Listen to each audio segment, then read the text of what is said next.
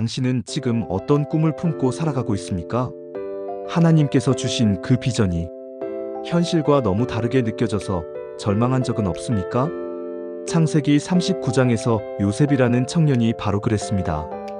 17살 어린 나이에 하나님으로부터 놀라운 꿈을 받았습니다.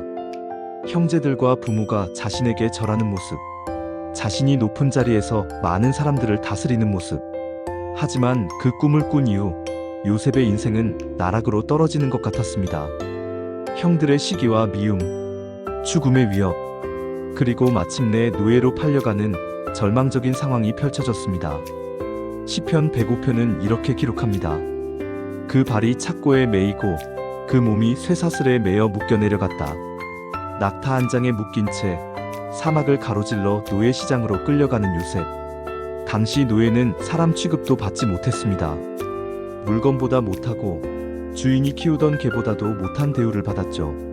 건강하고 잘생기고 똑똑한 히브리 젊은이 요셉은 그렇게 흥정의 대상이 되어 보디발의 집으로 팔려갔습니다. 하지만 여기서 놀라운 일이 일어납니다. 창세기 39장 2절은 이렇게 말합니다. 여호와께서 요셉과 함께 하심으로 그가 형통한 자가 되어. 형통? 노예가 된 상황에서 형통이라고요? 진정한 형통은 환경이 아닙니다. 돈이 많고 적음이 아닙니다. 진정한 형통의 바로 하나님이 지금 나와 함께 계시는가입니다. 요셉을 보세요. 그는 자신의 신세를 한탄하지 않았습니다. 불평하지 않았습니다. 대신 하나님이 자신에게 주신 약속을 붙들고 살았습니다. 그 결과가 어땠습니까? 보디발은 비록 이방인이었지만 요셉의 삶에서 뭔가 다른 것을 보았습니다. 당당함, 믿음, 그리고 그의 삶에 드러나는 하나님의 은혜를. 결국 보디발은 자신의 모든 소유를 요셉에게 맡겼습니다.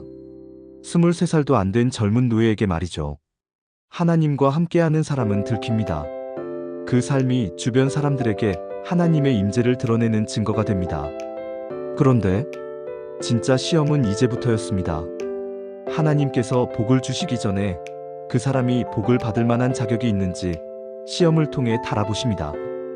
여호와는 지식의 하나님이시라 행동을 달아보시느니라. 그 시험은 주로 세 가지 영역에서 찾아옵니다. 돈, 명예, 그리고 성적인 부분입니다.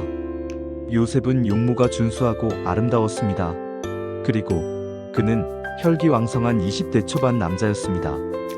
그런 그에게 보디발의 아내가 매일같이 유혹을 해왔습니다. 나와 동침하자. 상황을 생각해보세요.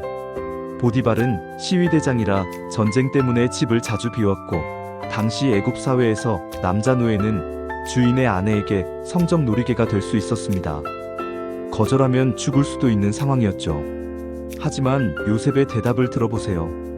내 주인이 나와 함께 있어 집안의 모든 것을 내 손에 맡겼는데 내가 어찌 이 큰 악을 행하여 하나님께 죄를 지으리까?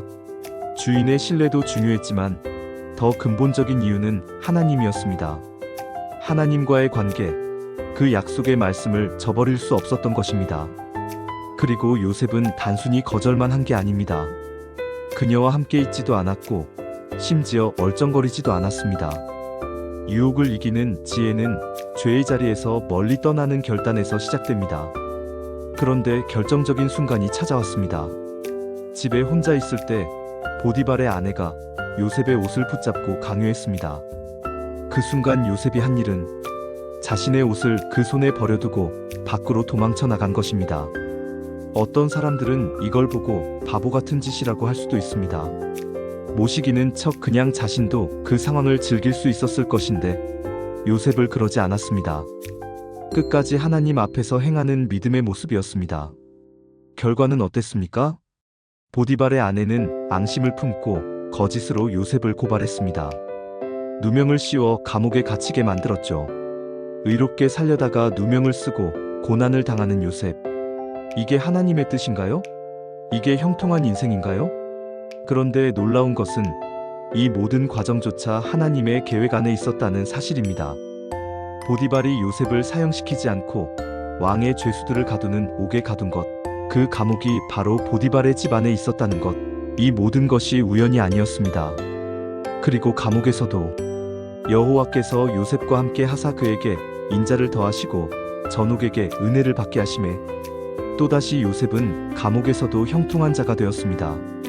간수장이 모든 죄수 관리를 요셉에게 맡길 정도였죠.